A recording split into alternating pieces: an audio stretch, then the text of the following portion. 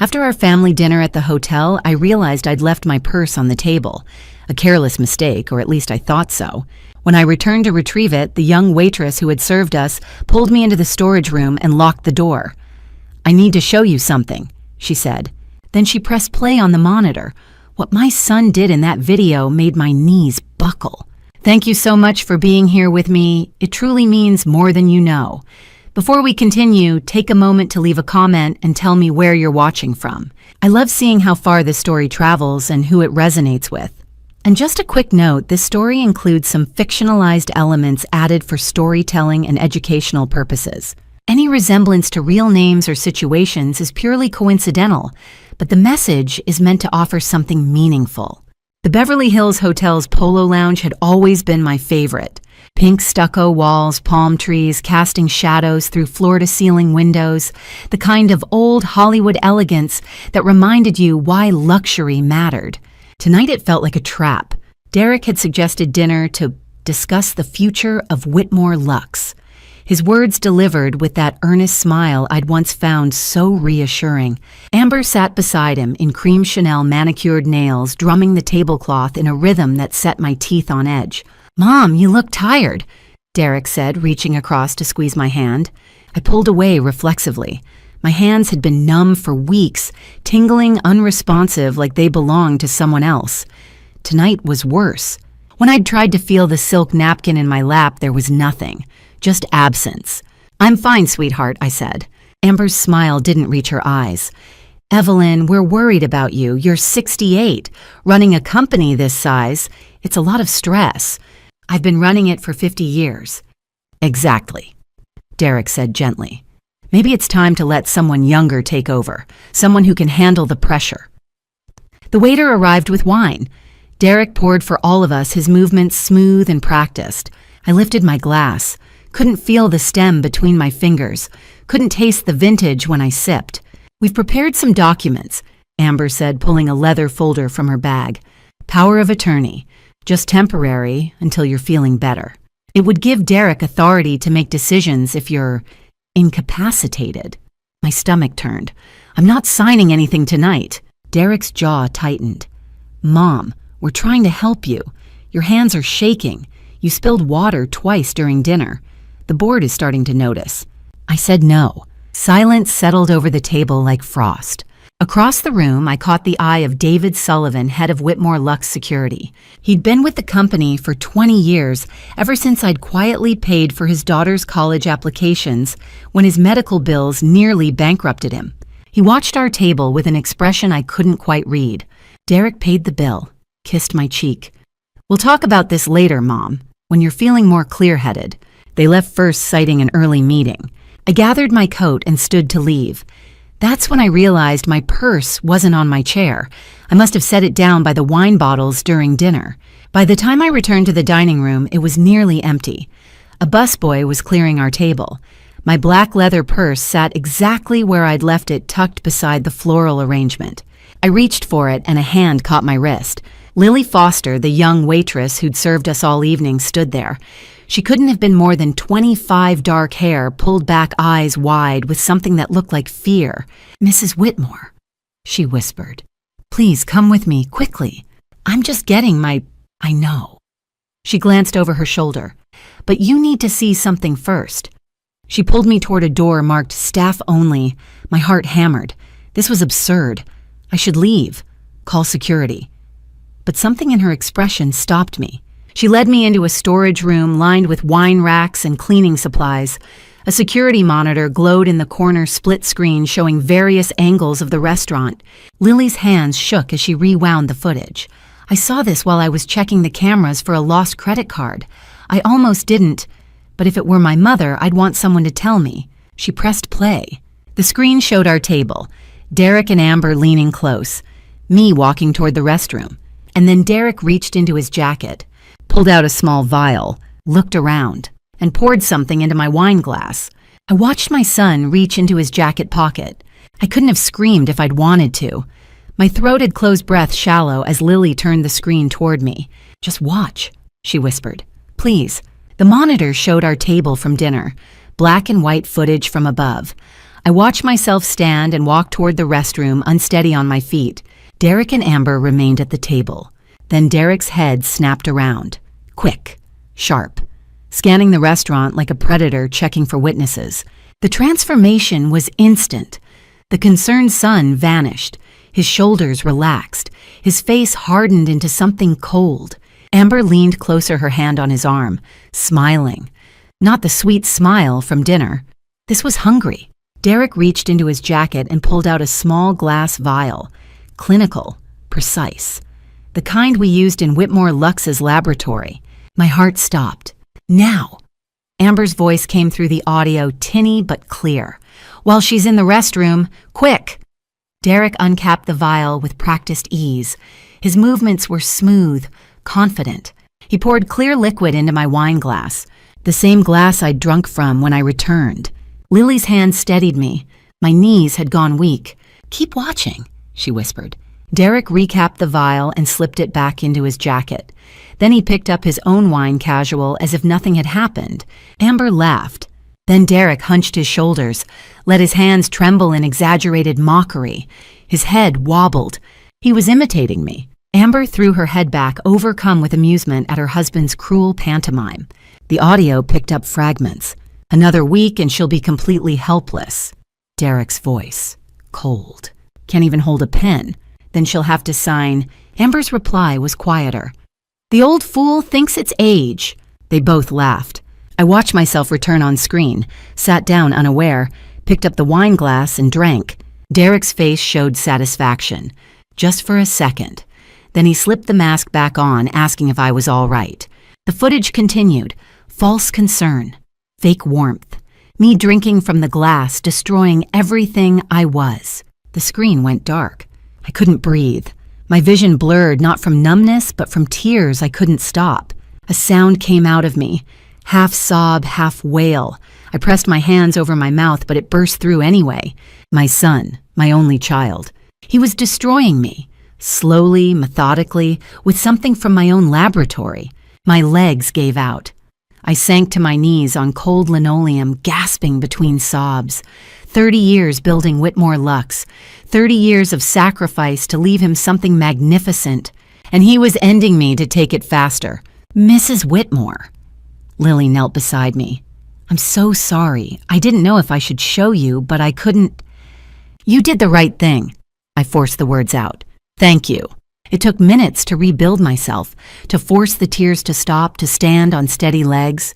I pulled out my wallet, every bill inside, several $100s. I pressed it into Lily's hands. You saved my life, I said quietly. This isn't payment, it's gratitude. But I need you to forget this. The video me tonight. You saw nothing. Lily looked at the money, then at me. Something shifted in her eyes. I never saw you here, she said firmly. The footage will corrupt overnight. Hard drive failure. Thank you, Lily Foster. What are you gonna do? I looked at the blank monitor, at the space where my son's betrayal had played out. I don't know yet, I said, but he won't see it coming. I walked out on steady legs, through the empty restaurant, past David Sullivan at the entrance, who nodded as I passed, out into the Los Angeles night. I drove home on autopilot, Sunset to Pacific Coast Highway. The ocean appeared on my right, dark and endless. By the time I pulled into my Malibu driveway, something had changed inside me. The tears had stopped. In their place burned something colder, harder. Rage crystallized into purpose. My son wanted to destroy me. He just made the worst mistake of his life. My lab had always been sanctuary. Tonight it became war room. I arrived at 4:30 a.m., still wearing the clothes from the restaurant Derek's concerned son performance, replaying in my mind like a nightmare on loop. The Malibu house was silent except for the ocean's rhythm beyond the windows.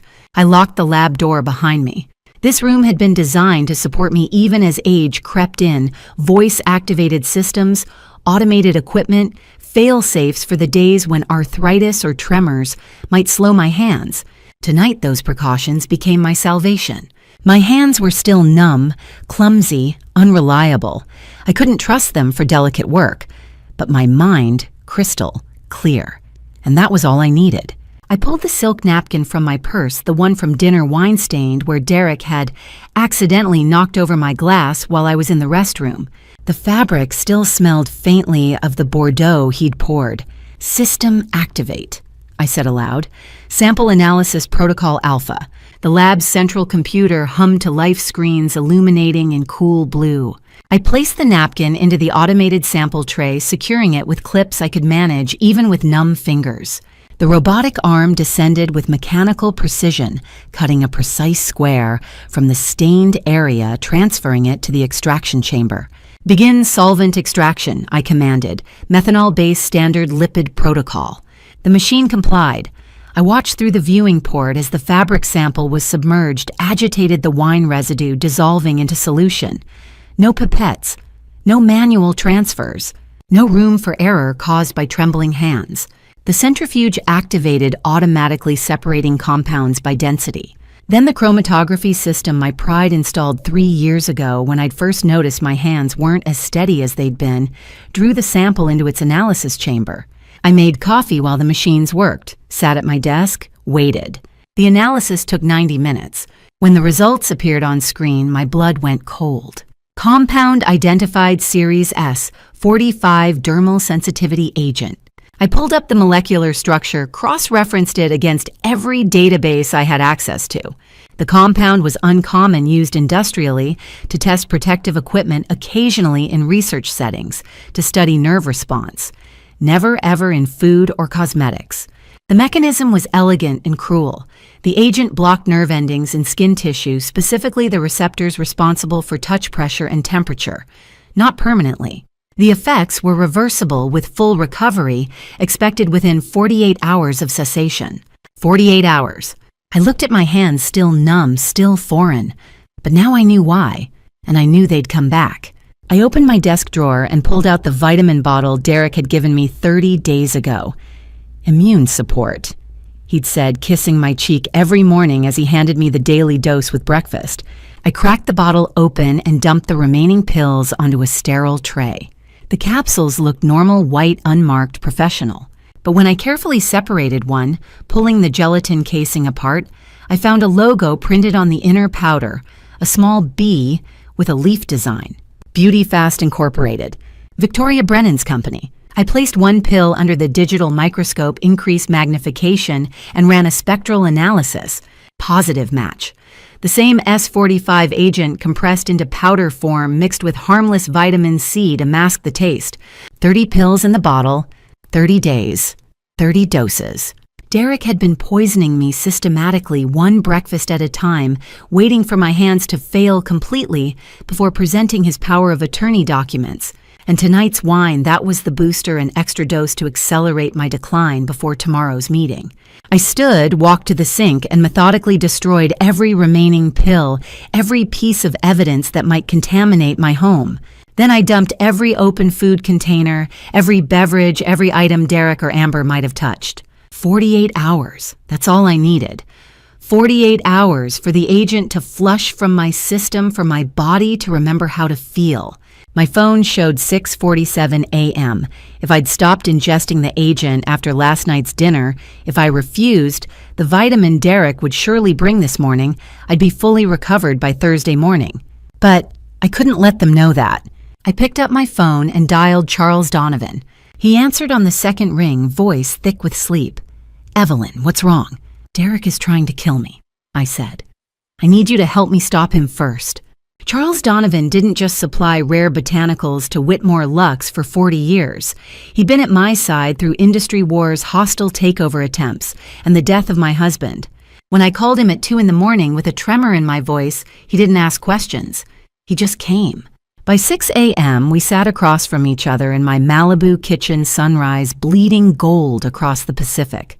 I'd shown him everything, the chromatography results, the vitamin bottle with Beauty Fast's logo hidden beneath Derek's fake label, the timeline stretching back 30 days. Charles's face had gone stone still, then his fist slammed the granite countertop. "I'll end him," he said, voice flat and cold. "Tonight, one call, he'll disappear, and no one will ever—" "No." He stared at me. "We dismantle him legally," I said. My hand still trembled on the table, the dermal agent lingering in my nerve endings. Through the law, through evidence, through the system, he thinks he's gaming. Charles studied me for a long moment. Then something like respect flickered in his eyes. "You have a plan." "I'm going to play weak," I said. "Let him think he's winning. Let him get comfortable. And while he celebrates, we gather everything we need to bury him." Dangerous, Charles warned. So is letting my son poison me for 30 days. My voice came out harder than I'd intended. "He wants me helpless, fine. I'll give him helpless, but only until Wednesday afternoon." Charles nodded slowly. "What do you need from me?" "Information. Derek didn't source that agent alone. He's working with someone. Beauty Fast Incorporated, that's not just branding coincidence. I need to know who's behind them, what they want, and whether they've done this before. I'll start digging." He stood, then paused. "Evelyn, you're sure you can pull this off, faking weakness when you're this angry?" I looked down at my shaking hands. 48 hours, the chromatography had promised. 48 hours until the agent flushed from my system and I could feel silk again. Until I could grip a pen without it slipping. Until I could trust my body to match my mind. But my mind crystal clear, and that was all I needed. "I've spent 50 years making people believe in beauty," I said quietly. "This is just another performance." At 10 o'clock Tuesday morning, I called my son. I let my voice crack on the second ring. Let it waver, fragile and thin, the way 72 sounds when hope is running out. "Derek, sweetheart, I've been thinking." "Mom." He sounded alert, eager. "Are you okay?" I forced a tremor into the words. "I'm tired, honey. So tired, and my hands..." I let the sentence trail off. "Maybe you were right. Maybe I'm too old for this. Maybe it's time to let someone else take care of things." Silence on his end. I could almost hear him smiling. "I'll sign the power of attorney," I whispered. "But I need 24 hours to say goodbye to everything I built, to come to terms with it. Can we meet Wednesday, 2 o'clock?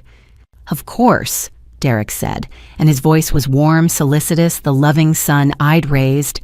"Take all the time you need, Mom. I'll come to Malibu. We'll make this easy for you." "Thank you, sweetheart." I let my voice crack one more time. "You're such a good son." When I hung up, Charles was watching me from the doorway. "You're terrifying," he said. "Good." I set the phone down. My hands were still numb nerve endings, still firing wrong signals, but they'd hold. "Now tell me about Beauty Fast." Charles opened his laptop and his face went grim. "Evelyn, Victoria Brennan, their CEO. I've been running her history through industry contacts." He turned the screen toward me. 2 luxury cosmetic brands in the last 5 years. Both founders had sudden health crises. Both sold their companies for pennies. One of those founders died 6 months later. My blood went cold. "Evelyn," Charles said quietly. "Victoria Brennan. She's done this before." The screen displayed 2 obituaries, 2 revoked business licenses, 2 lives destroyed. One name connected them all, Victoria Brennan. Charles had worked through the night. By Tuesday afternoon, his dining table looked like a war room printouts, legal filings industry reports fanned across the surface. He pointed to the first document, his finger trembling slightly. "Bella Essenza," he said. 2019. Catherine Sinclair built it over 30 years. Premium anti-aging serums cult following valued at $90 million. I leaned forward, reading the timeline he'd assembled. "She started showing symptoms in January that year," Charles continued. "Tremors in her hands. Loss of fine motor control. By March, she couldn't formulate anymore. Her doctor diagnosed it as early-onset Parkinson's." My chest tightened. "She sold the company in April for $8 million, Charles said quietly, "to Beauty Fast Incorporated. Victoria Brennan personally oversaw the acquisition." He slid another document across the table. Catherine Sinclair died 6 months later, heart attack officially, but her daughter told industry contacts that her mother's tremors had mysteriously stopped 2 weeks before she died. The implication hung in the air between us. And the second, I asked, though I already knew the answer would be worse. Lumiere Naturelle, 2021. Founded by George Whitman, 62 years old. Same pattern. Charles pulled up a Business Journal article. Sudden health decline, cognitive issues, memory loss, confusion. His daughter convinced him to sell before he became incompetent. $120 million company went to beauty fast for $15 million. Let me guess, I said. His symptoms improved after the sale. Within weeks. Charles met my eyes. George is still alive, Evelyn, living in a care facility in Connecticut, but his daughter swears he's sharper now than he was during the sale. She's been trying to challenge it legally for 2 years. I sat back the pieces clicking into place with sickening clarity. Same playbook, I whispered. Slow poisoning to mimic age-related decline. Pressure the founder to sell while they're vulnerable. Acquire a premium brand for pennies on the dollar. Then let the agent clear their system too late to reverse the legal damage. You're victim number 3, Charles said. And Evelyn Beauty Fast's been aggressively courting 2 other luxury cosmetic founders in the past 6 months. If we don't stop Victoria now, there'll be a 4th. The words came out cold. And a 5th. This wasn't just about me anymore. It wasn't even just about Derek's betrayal or Amber's cruelty. This was about a woman who'd built an empire by systematically destroying other women's legacies, who'd perfected the art of theft disguised as compassion. Catherine Sinclair had died believing her body had failed her. George Whitman lived in a fog of shame thinking his mind had betrayed him. And I'd almost become another name on Victoria Brennan's victim list. I need to call Jonathan, I said, reaching for my phone. Jonathan Pierce had been Whitmore Lux's attorney for 15 years, sharp, meticulous, and ruthless in court. When I outlined what Charles had found, he went silent for a long moment. Evelyn, he said carefully, if we're building a case against all 3 of them, Derek, Amber, and Victoria, I need ironclad evidence, not just pattern recognition. You'll have it, I promised. But Jonathan, I need you to do something else. Contact Catherine Sinclair's daughter and George Whitman's family. If Victoria's done this before, their testimony could be crucial. I'll reach out today, Jonathan said. But Evelyn, be careful. If Victoria realizes you're investigating, she won't. I glanced at my hands, still numb, still trembling slightly. Because as far as anyone knows, I'm a tired old woman about to sign her life away. Then let's make sure we're ready when you don't, Jonathan said. When I hung up, Charles was watching me with something between admiration and concern. You're building a case that could take months, he said. Derek expects you to sign on Wednesday. Then Wednesday I'll give him a show he'll never forget. The doorbell rang. Charles and I exchanged a glance. It was 7 p.m., too late for deliveries, too early for the security patrol. Through the window, I saw Derek's Mercedes in my driveway, and beside him, Amber carrying a leather portfolio. They'd brought the contracts early. Showtime, I whispered. I played my part perfectly. Shoulders slumped more than necessary, eyes slightly unfocused, but inside a coiled spring ready to snap. Wednesday, 2 o'clock, nearly 40 hours since my last dose of Derek's vitamins. 40 hours since the dermal agent had begun its slow exit from my system. This morning I'd woken to a strange sensation, tiny electric pulses at my fingertips, like static shocks as nerve endings flickered back to life. I could feel again, not perfectly, not completely, but enough. Enough to know I was winning. But Derek and Amber couldn't know that.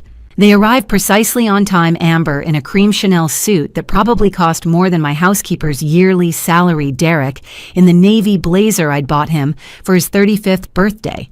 They looked polished, professional, like dutiful children helping an aging mother through a difficult transition. Mom! Derek kissed my cheek and I forced myself not to recoil. You look tired. Are you feeling all right? I let my voice waver. Just ready to get this over with, sweetheart. He set a stack of documents on the dining table, power of attorney forms, transfer agreements, board resolutions. Everything needed to hand him Whitmore Lux on a silver platter. Sign here, Mom, he said gently, pointing to the first flagged page. Then you can rest. No more stress, no more pressure. Amber and I will take care of everything. I picked up the pen, forcing my hand to tremble. The sensation was there now. I could feel the pen's weight, the smooth metal, but I made my fingers shake. Anyway, made the tremor visible, exaggerated. Let them see weakness. Let them think I was still under the agent's control. I positioned the pen over the signature line. Then, as if my elbow had betrayed me, I knocked into the crystal water decanter. It tipped in slow-motion water, cascading across the mahogany table in a crystal-clear wave. The documents turned dark ink, bleeding into illegible smears. Derek's carefully prepared contracts dissolved into sodden pulp. "Mom," Derek's voice cracked with fury. "Damn it!" I let out a small, helpless sob. My hand, I can't control it anymore. "I'm so sorry, It's fine." Amber cut in, though her jaw was clenched tight enough to crack teeth. She placed a hand on Derek's arm, a warning. "We'll just print new copies. It's not a problem." But I could see the calculation in her eyes, the frustration. They'd been so close. "No." I let my voice break. "I don't want to sign here. Not like this. I want to sign at the board meeting. Friday, in front of everyone." Derek froze.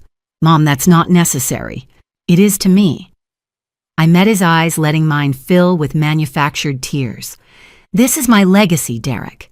50 years of work. If I'm going to hand it over, I need it to be official, proper. So no one can ever say I was confused or incompetent." Amber and Derek exchanged a glance. A whole conversation passed between them in that look. "Actually," Amber said slowly, "that's not a bad idea. Witnesses.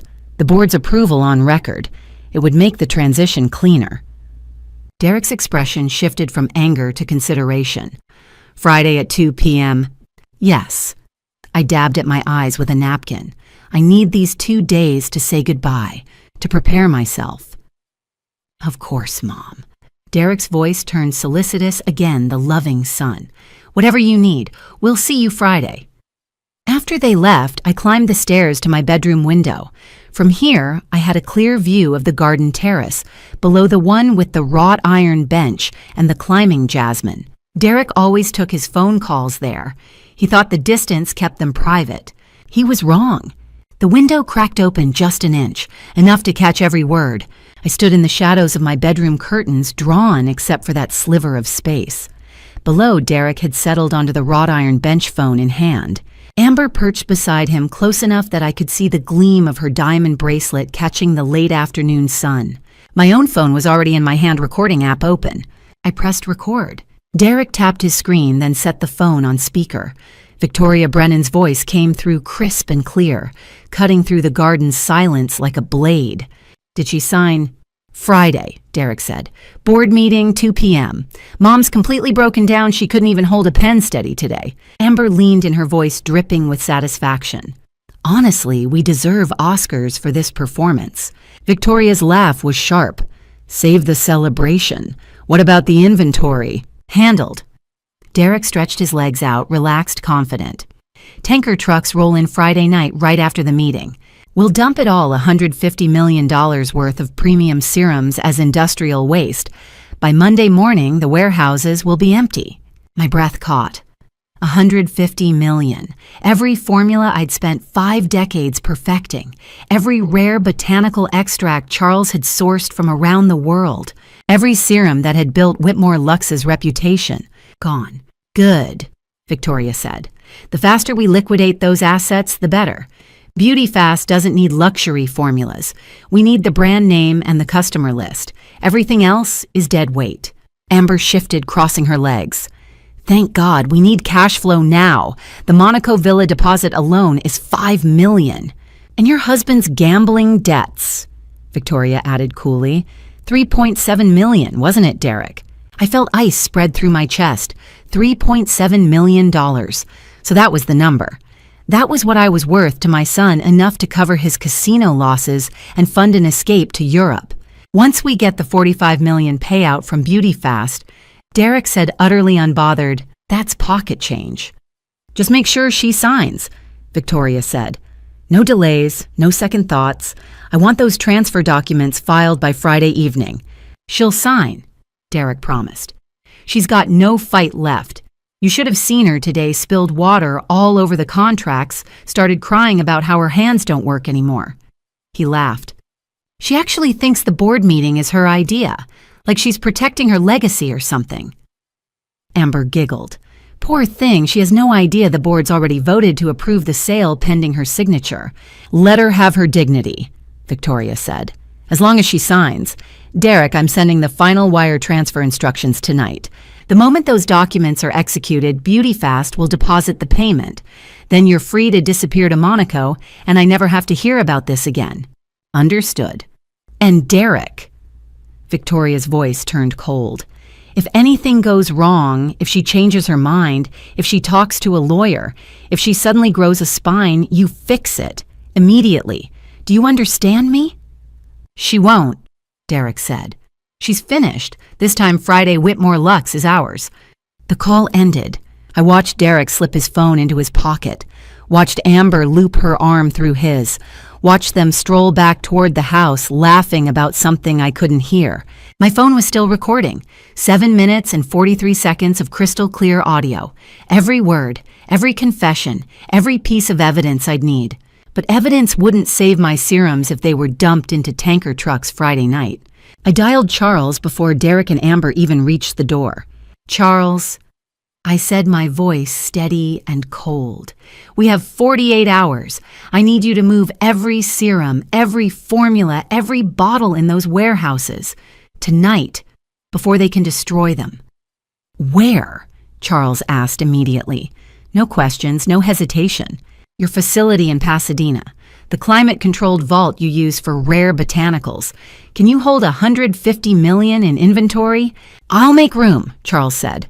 I'll call my logistics team now. We'll have trucks there by midnight. Good. I looked down at my phone at the recording that would destroy my son. And Charles, bring Jonathan Pierce tomorrow morning. I need to brief him on everything. Done. When I hung up, I saved 3 copies of the recording one to the cloud one to a USB drive one sent directly to Jonathan's encrypted email. Then I went downstairs to have dinner with my son and his wife. And I smiled. Stealing from my own company sounds absurd. But when the alternative is watching a lifetime of work dump down a drain, absurdity becomes necessity. Thursday night, 11 p.m. Charles pulled his truck into the back entrance of the Vernon warehouse headlights, cutting through the industrial darkness. Behind him, 5 more vehicles idled, not commercial moving trucks, but unmarked vans that could navigate residential streets without drawing attention. I rode in the passenger seat, Emily Watson in the back with her laptop and a briefcase full of blank inventory logs. David Sullivan was waiting at the loading dock door. Mrs. Whitmore, he said quietly. The team is ready. 8 men, all people who owe me favors, all willing to work off books tonight. No phones, no records, no questions. Thank you, David. He unlocked the door. I've disabled the weight sensors and motion alarms. The system will show normal readings until Monday morning. By then, he trailed off. By then it won't matter, I finished. The warehouse stretched before us, climate-controlled rows of premium inventory. But we weren't here for everything. Moving $150 million worth of finished products would take days, require industrial equipment, leave traces impossible to hide. We were smarter than that. Core assets only.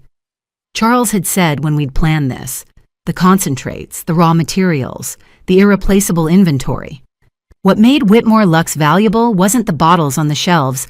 Those could be reproduced by any contract manufacturer. It was what went inside them, the proprietary formulas. The rare botanical extracts, the concentrated active ingredients I'd spent 50 years sourcing and perfecting. Those were what we'd come for. David's team moved with military precision. They knew exactly which pallets to take. I'd marked them in the system weeks ago under a false quality audit flag. Concentrate vault section, a radiance renewal base, 24-karat gold suspension in a hyaluronic matrix, 10,000 liters, irreplaceable. Raw materials, Climate Room 3, New Zealand botanical extracts, the ones that bloomed once every 5 years. Charles had paid a fortune to secure our exclusive contract. 300 kilograms. Proprietary compounds, secure storage, silk peptide complex. Concentrate the formula I'd stabilized after 30 years of trial and error. No one else in the world could replicate it. 5,000 liters. The team loaded systematically. Every crate they removed, they replaced with identical containers, filled with colored water, same weight, same dimensions, same label coding. The warehouse sensors would register normal inventory levels. A visual inspection would show full shelves. But the soul of Whitmore Lux that was disappearing into Charles's vans. Emily sat at a workstation, fingers flying across her keyboard. "Inventory logs updated," she murmured. "System shows full stock on all core SKUs. Cross-referenced weight sensors. Matched. Audit trail, clean." I walked the rows checking batch numbers, verifying we weren't leaving anything critical behind. My hands were fully functional now, the strength and precision back in every finger the agent purged from my system after 72 hours. I could feel the cool glass of the sample bottles, the smooth cardboard of the shipping boxes, the texture of the shipping labels. Everything sharp, clear, real again, though the phantom memory of that numbness still haunted me. A reminder of what Derek had tried to steal. "What about the finished products?" one of David's men asked, gesturing to the thousands of retail-ready bottles. "Leave them," I said. "Derek can dump those if he wants. They're just packaging. The formulas inside are commodity grade. We can reproduce them anywhere. What we can't reproduce is in those vans." By 2 a.m., the first van was full. By 3, the second. "Where are we taking them?" the lead driver asked Charles. "Pasadena," Charles said. "My private facility. Climate-controlled vault biometric security. Mrs. Whitmore's inventory will be safer there than Fort Knox." As they pulled away, Emily and I began the final step, verifying the decoy inventory. We'd filled the concentrate containers with water tinted to match the original colors. Added light fragrance to pass a casual smell test. Anyone doing a visual check would see full tanks. But the moment Derek's tanker trucks tried to pump out waste, they discovered they were destroying nothing but tap water and food coloring. By the time we finished, dawn was breaking over the San Gabriel Mountains. David locked the warehouse behind us, the weight sensors reading exactly what they had 12 hours ago. "Mrs. Whitmore," he said, "I don't know what you're planning, but whatever it is, you have my support." "Thank you, David. Don't come to the board meeting Friday. Take a personal day." He studied me, then nodded. My hands felt strong, capable mine, and so was my legacy. Thursday night. In 18 hours, I would face my betrayers, but first ammunition. I returned to my lab at 4:30 a.m., adrenaline still humming through my veins from the heist. Charles had gone home to sleep. Emily had the fake inventory logs uploaded. David had looped the security footage. The serums were safe in Pasadena. Now came the final piece. I pulled 2 identical crystal vials from the cabinet, the kind Whitmore Lux used for our signature samples. Expensive, elegant, deceptive. Sample A, I mixed distilled water with a basic hyaluronic moisturizer. Nothing fancy. Clean. Harmless. The kind of formulation a first-year chemistry student could create. Sample B, I opened the vial Derek had used to poison me, the one I'd kept as evidence. Dermal sensitivity agent, the same compound that had stolen my sense of touch for a month. I added it to a base of harsh surfactants and synthetic fragrance, the kind of chemicals that would burn on contact. I poured each mixture into the vials, sealed them, and affixed identical labels, Whitmore Lux Signature Serum. One honest, one cruel. Then I tested sample A on the inside of my wrist. The cream absorbed instantly, cool and weightless. Peptides kissed my skin with that familiar tingle I'd spent 30 years perfecting, and I could feel it, every molecule, every sensation crystal clear.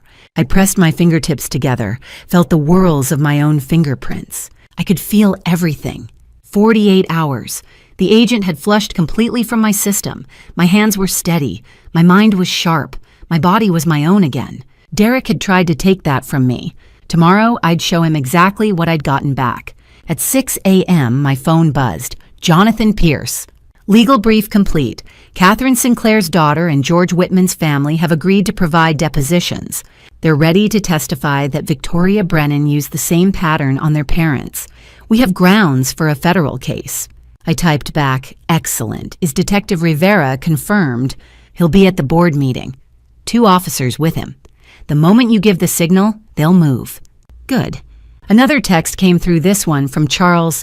"Serum secure. Inventory safe. Get some rest, Evelyn. You've earned it." I smiled. Rest could wait. At 7 a.m., I walked upstairs to the guest wing. Derek and Amber had spent the night too late to drive back to their Santa Monica condo they'd claimed. More likely, they wanted to keep an eye on me, make sure I didn't back out. Their door was closed, the room silent. Derek's leather briefcase sat on the hallway table, unzipped. I should have walked past, should have let them have their secrets until the meeting, but I didn't. Inside the briefcase, a thick folder, restructuring and brand book. I pulled it out hand steady and opened to the first page. The Whitmore Luxe logo, the elegant script I'd designed 50 years ago, had been crossed out in red marker. Beneath it, a new design, blocky sans serif letters, spelling out Whitmore Fresh Clean. I flipped through the pages, nausea rising with every turn. Product line, multi-surface cleaner. Retail $4.99. Heavy-duty drain opener. Retail $6.99. Disinfectant spray lemon scent. Retail $3.49. And at the bottom of every product label in small print, Clean Scent by Evelyn Whitmore. They were going to turn my legacy 50 years of artistry, luxury, and science into dollar store cleaning supplies. And they were going to use my name to sell it. My hands didn't shake as I pulled out my phone and photographed every page. I sent the images directly to Jonathan with a single line, "Add this to evidence." Then I put the folder back exactly as I'd found it and walked back to my room. At 1 p.m. Friday, I stood in front of my mirror and buttoned the burgundy suit jacket, sharp-tailored, powerful. The color of wine, the color of blood. My phone buzzed. "Charles, car's here." I picked up my handbag, slipped the 2 vials inside, and walked downstairs. Charles stood by the door, car keys in hand. He studied my face for a long moment. "Are you ready, Mrs. Whitmore?" I looked at him, this man who'd stood by me for 40 years, who'd moved $150 million worth of inventory in 4 hours because I'd asked, who'd never once questioned whether I was right. "Let's finish this," I said. And we drove to the board meeting. The Whitmore Luxe boardroom occupied the penthouse level of our Beverly Hills headquarters. Floor-to-ceiling windows framed the city below. A 20-foot marble table gleamed under recessed lighting. I'd chosen this room 50 years ago because it made everyone who entered feel the weight of legacy. Today, it would be a theater of judgment. I stepped through the double doors at exactly 2 o'clock. Burgundy suit, sharp as a blade, spine straight, shoulders back. Every inch of me radiating the authority I'd spent a month pretending to lose. 5 people sat around the table, Victoria Brennan at the center, flanked by 4 beauty-fast executives in matching gray suits. They looked like undertakers. Derek and Amber stood near the windows, too nervous to sit. The moment I walked in, Derek's face went pale. "Mom," his voice cracked slightly, "you look different." I met his eyes, those eyes I'd once thought reflected my own, and felt nothing but cold clarity. "Good morning," I said. "Shall we begin?" Victoria stood, irritation flickering across her perfectly Botoxed face. "Mrs. Whitmore, we've been waiting. Let's not waste time." She slid a leather portfolio across the table. "Sign here, here, and here. Then we can all move forward." I walked to the head of the table, my seat, the one I'd occupied for 5 decades, and set my handbag down with deliberate care. Before I sign anything, I said, "I'm invoking the founder's test." Silence. Derek blinked. "There's no such—" "There is now." I looked directly at Victoria. "You're acquiring a skincare empire built on 50 years of formulation expertise. I want to ensure you understand what you're buying. A simple blind test. Texture analysis. Any competent cosmetic executive should pass easily." Victoria's jaw tightened. "This is ridiculous." "Is it?" I tilted my head. "You're about to pay $45 million for Whitmore Luxe. Surely you can demonstrate basic product knowledge. Unless—" I let the pause hang. "Unless you're afraid you'll fail." One of the gray-suited executives shifted uncomfortably. Another glanced at Victoria, uncertainty creeping into his expression. Victoria's eyes narrowed. "I've been in this industry for 20 years, Mrs. Whitmore. I don't need to prove anything to you. Then it should be easy." I opened my handbag and pulled out 2 crystal vials, the same design I'd seen in Derek's briefcase yesterday morning, each bearing Whitmore Luxe's gold seal. I'd prepared duplicates overnight in my lab, but Victoria didn't need to know that. "These are the samples Derek prepared for today's board presentation," I said smoothly, holding them up. "The new serum line he's been developing.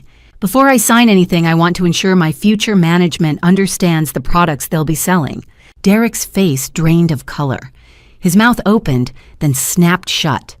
What could he say that he hadn't prepared samples that would expose him as incompetent in front of Victoria and the board? I watched him struggle, watched the calculation flash across Amber's face. A blind texture test. I continued. I'll apply 2 samples. One is our signature premium formulation. The other is substandard.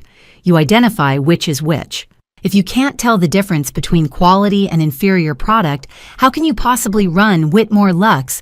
The room went still. Derek stepped forward. Mom, this isn't necessary. I disagree. I turned to the BeautyFast executives. Gentlemen, wouldn't you want assurance that your CEO and lead consultant understand skincare formulation before they restructure a luxury brand? Victoria stood abruptly. Fine, let's get this over with. Excellent. I unscrewed the first vial, sample A, the clean one. Derek, you'll participate as well. After all, you developed these formulations. Derek looked like he might be sick. I dispensed a small amount of serum onto Derek's palm. Then I turned to Victoria and applied the second vial, sample B, the poisoned one, to her hand. Rub it between your fingers, I instructed. Evaluate the texture absorption rate and finish. Tell me which formula represents Whitmore Luxe quality. Derek rubbed his sample once, twice. His brow furrowed. He had no idea what he was touching. My son, who'd poisoned me for an empire, didn't even understand what that empire made. Silence filled the room like water flooding a sinking ship. Derek stared at his hands as if they belonged to someone else, rubbing the serum between his fingers, again and again, desperate to find an answer that wasn't there. It's smooth, he said finally, voice uncertain. Silky. The absorption is good, very premium. I turned to Victoria, who had barely touched the sample on her palm. She glanced at it dismissively, then met my eyes with that trademark arrogance I'd seen destroy Catherine Sinclair and George Whitman. Obviously premium, she said. I can tell by the viscosity. High-grade hyaluronic base, probably peptide-enriched. This is clearly your signature formulation, Mrs. Whitmore. Interesting, I said. I walked to the wall panel and pressed a button. The screen behind me illuminated, displaying 2 chromatography reports in clinical detail. Sample A, base municipal tap water, Beverly Hills supply. Active ingredients, none additives, generic body lotion. $1.99, CVS Pharmacy. Total production, cost 43 cents per ounce. Sample B, base synthetic oil suspension, active agents Series S, 45, dermal sensitivity blocker, industrial grade, additional compounds, sodium lauryl sulfate, corrosive concentration. Synthetic fragrance allergen level classification toxic. Not suitable for topical application. The room went absolutely still. I turned to Derek, whose face had gone the color of old paper. Mr. Whitmore, I said, my voice carrying across the marble table. You just praised tap water and drugstore lotion as very premium. You identified 43 cents worth of ingredients as worthy of the Whitmore Luxe name. Derek's mouth opened. No sound came out. I shifted my gaze to Victoria. And Ms. Brennan, you declared an industrial toxin, the same compound used to strip paint from metal, as obviously premium, and clearly my signature formulation, without even properly testing it. Victoria's eyes narrowed. This is a setup. I stepped closer to the table. Gave you exactly the test any competent cosmetic executive should pass, asked you to demonstrate basic product knowledge before acquiring a 50-year legacy brand. One of the BeautyFast executives cleared his throat uncomfortably. Another was staring at the screen, horror dawning on his face. Let me try again, Derek said desperately. I was distracted. I wasn't... Why... The word came out sharp as broken glass. So you can guess again. Derek, you've never had the ability to recognize quality. You never learned. You were never interested. I turned back to the screen, pulling up another image, Derek's college transcripts, the chemistry courses he'd failed, the labs he'd skipped. You were too busy at the Bellagio, I said quietly. Too busy at the win. Too busy gambling away money you didn't have to bother learning the science behind the company you wanted to steal. Mom, don't. I held up one hand. You poisoned me for 30 days because you thought I was too old, too weak, too trusting to fight back. But you never once asked yourself if you were competent enough to run what you were taking. Amber had gone pale, gripping the back of Derek's chair. Victoria stood abruptly. This is absurd. Your son made a simple mistake under pressure. It proves nothing about BeautyFast's capabilities or our acquisition offer. Doesn't it? I tilted my head. You've acquired 2 other luxury cosmetic brands in the past 5 years, Ms. Brennan. Bella Essenza, Lumiere Naturelle. Both founders experienced sudden health crises. Both sold their companies for a fraction of their value. Both formulations were immediately discontinued and replaced with... I paused. What did you replace them with exactly? Victoria's jaw clenched. That's proprietary. Let me guess. Cheaper bases. Synthetic compounds, mass-market formulations you could produce for pennies and sell at the same premium price. Until the customers caught on and the brand value collapsed, you have no proof of, oh, but I do.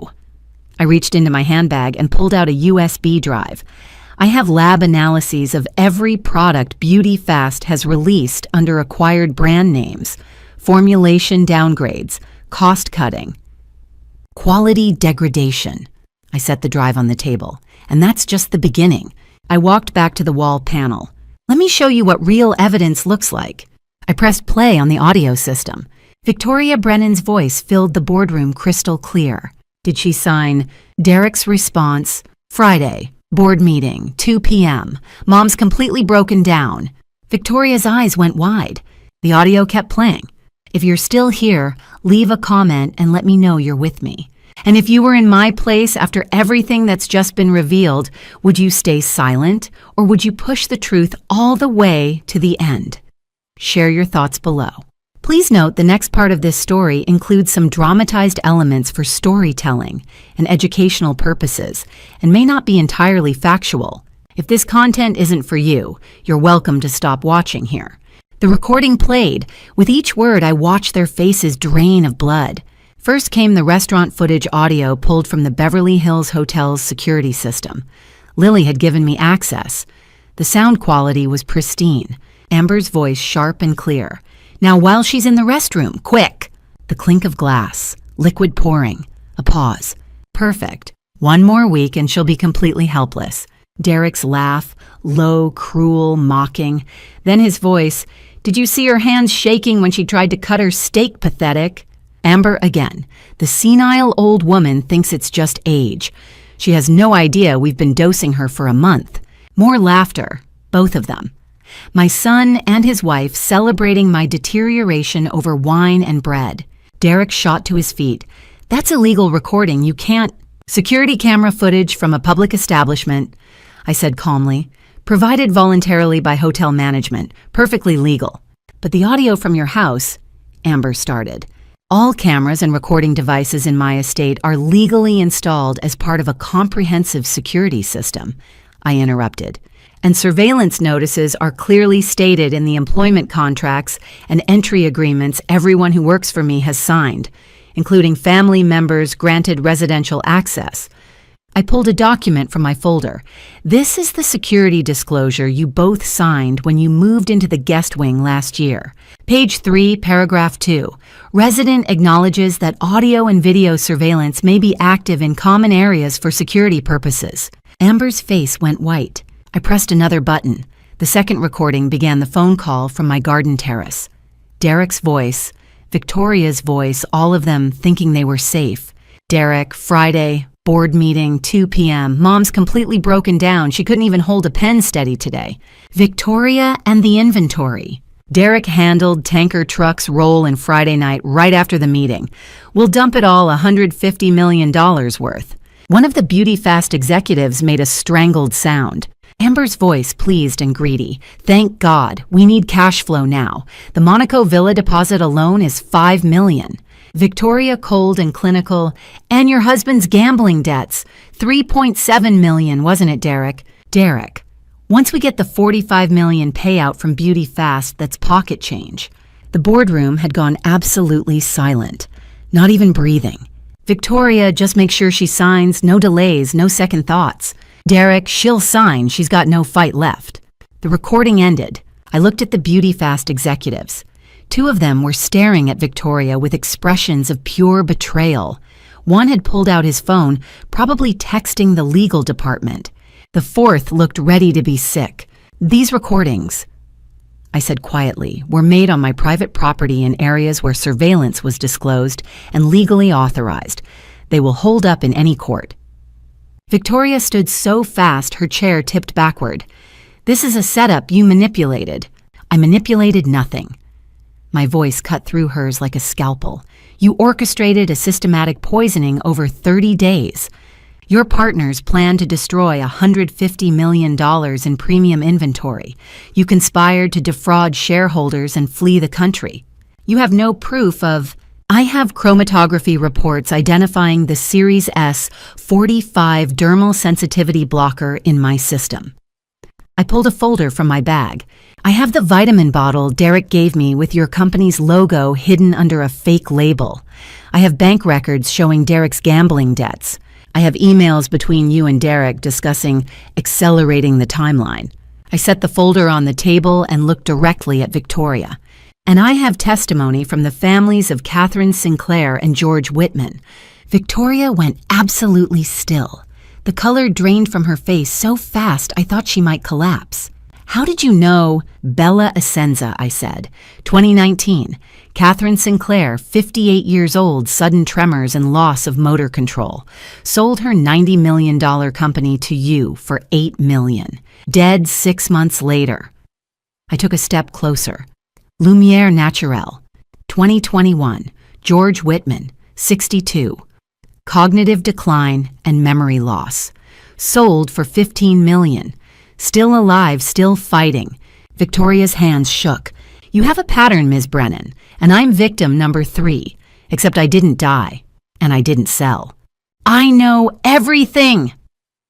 I said, my voice cold enough to frost the windows. You've done this twice before. 2 companies destroyed. 1 woman dead. I'm victim number 3, but I'm still alive. And I will end your reign. Victoria's hands gripped the edge of the table.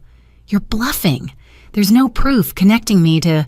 Catherine Sinclair's daughter is prepared to testify, I said. So is George Whitman's son. They're coming forward with medical records, timeline documentation, and testimony about your company's acquisition tactics. 2 founders, same pattern, same outcome. Victoria's face had gone gray. And they're not alone, I continued. I've contacted 3 other luxury cosmetic founders your company approached in the past year. All of them reported sudden health issues after meeting with Beauty Fast representatives. All of them declined your acquisition offers. Interesting coincidence, don't you think? What? A figure stood from the corner of the room, a man I deliberately positioned in shadow when the meeting began. Ms. Brennan, Jonathan Pierce said, stepping into the light. I'm Jonathan Pierce, attorney for Whitmore Lux. We have documented evidence linking you to predatory acquisition practices across multiple jurisdictions. Federal investigators are currently reviewing files on Bella Essenza and Lumiere Naturelle. This meeting is being recorded for legal proceedings. The Beauty Fast executives erupted. One stood shouting at Victoria. Another was already on his phone. The third looked ready to sprint from the room. Victoria whirled on them. Sit down. This is a setup she's manipulating. The only manipulation, one I said quietly, was yours. Derek moved toward me, hands outstretched, voice desperate. Mom, please, we can settle this. Work something out. I'll pay you back. I'll... Settle what? I turned to him. You wanted my serums, Derek, the $150 million worth of formulations you planned to dump in tanker trucks Friday night. His face went pale. They're gone. What?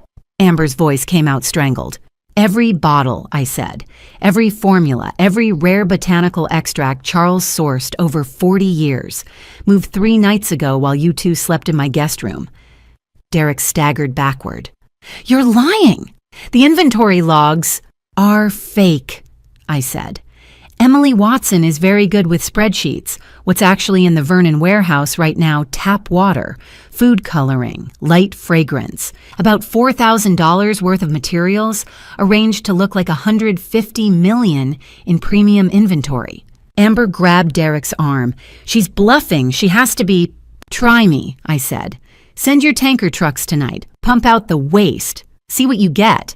See how BeautyFast's investors react when they realize they paid $45 million for colored water. Victoria finally found her voice. You can't do this. Those formulations are company assets. You signed non-disposal agreements. You're in breach of... I signed nothing, I said. I'm still CEO. Those formulations are mine to move as I see fit, and I saw fit to protect them from thieves. I pulled one more folder from my bag, the one I'd photographed at 7 a.m. this morning. This, I said, spreading the pages across the table, is your rebrand proposal. Whitmore Luxe transformed into Whitmore Fresh Clean. Multi-surface cleaner, $4.99. Heavy-duty drain opener, $6.99. My 50-year legacy turned into dollar store garbage with my name slapped on it.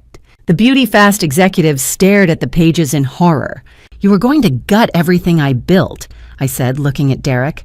Destroy my formulations, sell my name to Petal Industrial Cleaners, and you thought I'd just let you... Derek's mouth opened. Nothing came out. You wanted an empire, I said, but you never understood what made it valuable. You never learned the science. You never respected the craft. You just saw dollar signs and thought you could fake your way through. Victoria stood her chair clattering backward. This meeting is over. BeautyFast is withdrawing our offer. Too late, Jonathan said. The boardroom doors burst open. Detective James Rivera stepped through the boardroom doors flanked by two uniformed officers. His badge gleamed under the recessed lighting. His expression was granite. Victoria Brennan, Derek Whitmore, Amber Whitmore. His voice carried across the marble table. You're all under arrest. The room froze. Rivera pulled a folded document from his jacket. Derek Whitmore, you're charged with attempted murder conspiracy to commit fraud and elder abuse under California Penal Code Section 368. Derek's face went white. Amber Whitmore, you're charged with attempted murder as a felony accomplice, conspiracy to commit fraud and elder abuse. Amber shot to her feet. This is insane. You can't prove. We received an arrest warrant from Judge Henderson this morning, Rivera said calmly, immediately after Mrs. Whitmore provided medical evidence of poisoning blood samples containing a Series S45 dermal sensitivity blocker, along with the source vitamin capsules bearing your fingerprints, Mrs. Whitmore. He held up an evidence bag containing Derek's vitamin bottle. We have video footage from the Beverly Hills Hotel showing you directing the poisoning. We have audio recordings made on private property with proper legal disclosure and the owner's consent. We have chromatography reports, we have the poison source, and we have Mrs. Whitmore's physician-documented symptoms correlating exactly with S45 exposure. Amber's mouth snapped shut. Rivera turned to Victoria. Victoria Brennan, you're charged with criminal conspiracy and racketeering under the RICO Act, running a criminal enterprise through a pattern of predatory acquisitions. He paused. You're also being summoned for questioning regarding the death of Catherine Sinclair in 2019. Victoria's face drained of all color. These audio recordings, Rivera continued gesturing to the screen, will serve as corroborating evidence for the conspiracy to commit murder charges. Additionally, we've been investigating BeautyFast Industries for the past 3 months based on complaints from the Sinclair and Whitman families. We already had warrants for your financial records and business communications.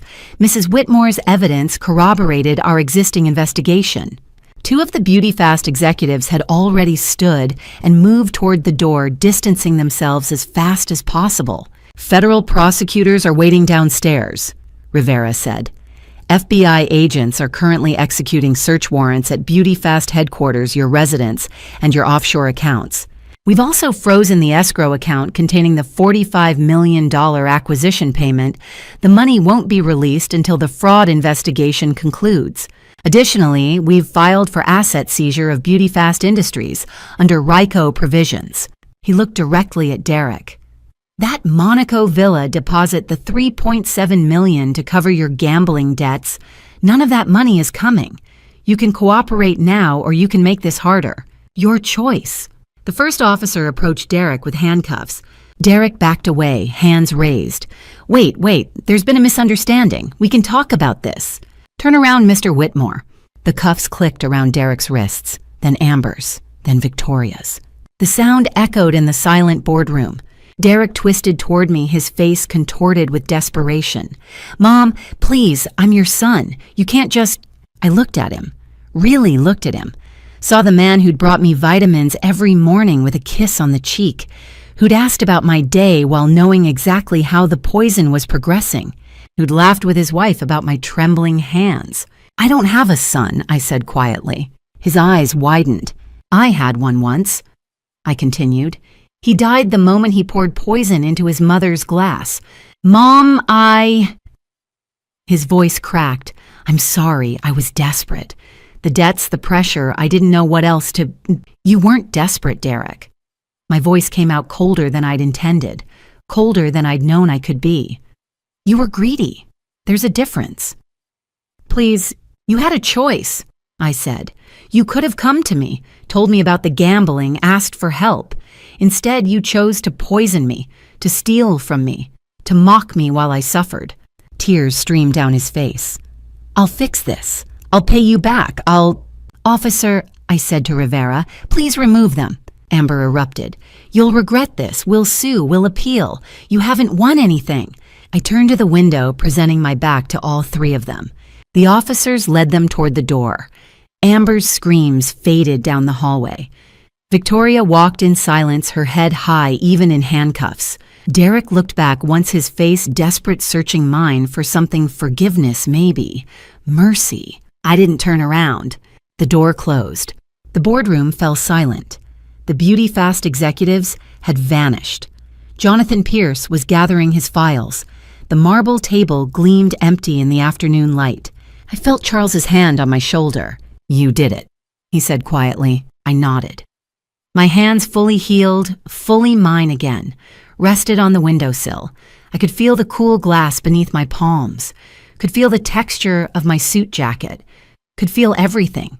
But I don't feel victorious, I said. Not yet. Outside, I watched the police cars pull away, 3 figures in the back seats. My son, my company, my legacy. I'd saved 2 of those things. And I'd lost the one I'd never thought I'd have to choose. 6 months can feel like a lifetime when you're rebuilding from ashes. The media storm hit within hours. Beauty Air exposes son's murder plot. Cosmetics dynasty shattered by betrayal. Mother sends son to prison for attempted poisoning. My face burgundy suit calm expression was everywhere. Jonathan Pierce called with updates as the legal machinery ground forward. Derek, 12 years in federal prison. Attempted murder conspiracy to commit fraud, elder abuse. No parole eligibility for 8 years. Amber, 10 years federal. Attempted murder as an accomplice conspiracy. She'd tried to claim ignorance. The video footage said otherwise. Victoria Brennan, 25 years with an ongoing murder investigation into Catherine Sinclair's death. BeautyFast Incorporated. Had collapsed within weeks, bankrupt assets seized, shareholders filing lawsuits. The empire she'd built on stolen legacies had crumbled to dust. Catherine Sinclair's daughter sent me a handwritten note. You got justice for my mother when I couldn't. Thank you. George Whitman's son called to say his father was coming home from the care facility, clearer-minded than he'd been in years. Whitmore Lux. Stock climbed 300%. Investors called it the Vindication Rally. Reporters wanted interviews. I declined them all. My work will speak, I told Jonathan. And it did. I was alone in my Malibu house when the doorbell rang on a Tuesday afternoon. The ocean stretched endless beyond my window's waves, rolling in their ancient rhythm. Lily Foster stood on my doorstep, twisting her hands nervously. Mrs. Whitmore, she said, I came to see if you're okay. I invited her in. Made tea. We sat on the terrace overlooking the Pacific, and for a long time, neither of us spoke. I wanted to thank you, Lily said finally, for what you did that night, for trusting me. You saved my life, I said simply. No. She shook her head. You saved your own life. I just showed you the door. We talked for hours about her dreams of working in the beauty industry, about the culinary school scholarship she'd been saving for, about how she'd always loved the science of skincare, but never thought someone like her could make it a career. Would you like to learn? I asked. Truly learn, become my apprentice. Her eyes went wide. You mean work for you? I mean become my successor, I said, if you're willing. Tears spilled down her cheeks. Yes, God, yes. 6 months later, we stood side by side in my lab. Lily held a pipette steady, adding 3 drops of chamomile extract to the base formula. Her hands, young, strong, certain, moved with the confidence of someone who'd found her calling. She tested the serum on her wrist, rubbing it between her fingers the way I'd taught her. It's like silk and air, she said slowly, with a hint of cool water. I smiled. Perfect. You're learning the language. The new line was called Renewal, formulated for scars, the kind that mark skin and the kind that mark souls. Chamomile for soothing, Centella asiatica for regeneration, vitamin E for healing. It doesn't erase scars, I told Lily. It helps skin regenerate, stronger than before. Like you, she said quietly. I pulled the old power of attorney from my desk drawer, still water-stained from the day I'd accidentally knocked over that crystal decanter. I held it over the ashtray and struck a match. Some things must burn, I said, so new things can grow. We watched the paper curl and blacken. Smoke rose, carrying away everything Derek had tried to steal. I looked out at the ocean. Lily stood beside me, not as an employee, but as something more. Family isn't about blood, Lily, I said. It's about who stands beside you when the world collapses. Then I'm honored to be your family. We returned to the lab table. The renewal serum caught the afternoon light, golden and shimmering with promise. Now, I said, let's perfect this formula. Customers are waiting. Lily nodded and reached for her notes.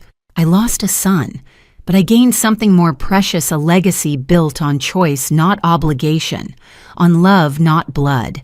The serums could wait, but this moment, this peace, I wanted to hold a little longer, because this was victory, not revenge, renewal. Looking back at my journey through this family drama stories, I learned that greed destroys faster than any poison. Don't be like my son Derek. Don't let money blind you to what truly matters. God gave us family to love, not to exploit. When I prayed in my darkest hours, God reminded me that justice isn't revenge, it's restoration. This grandma stories taught me 3 truths. First, trust your instincts. When something feels wrong, investigate. God blessed me with a sharp mind. I used it to save myself. Second, family is choice, not blood. Lily became my true daughter, not through birth, but through loyalty.